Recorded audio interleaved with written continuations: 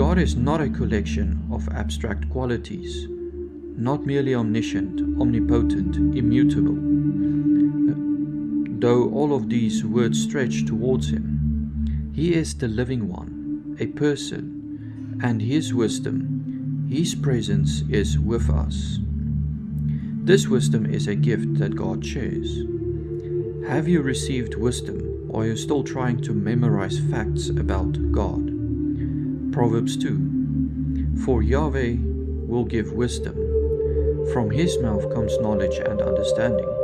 He has planted seeds of it within his creatures. The mind that reasons, the imagination that sees what could be, the heart that perceives beauty, the spirit that longs for meaning. All of these are gifts that echo his own infinite knowledge. But seeds do not grow in any soil. They take root in reverence. They flourish only when there is awe.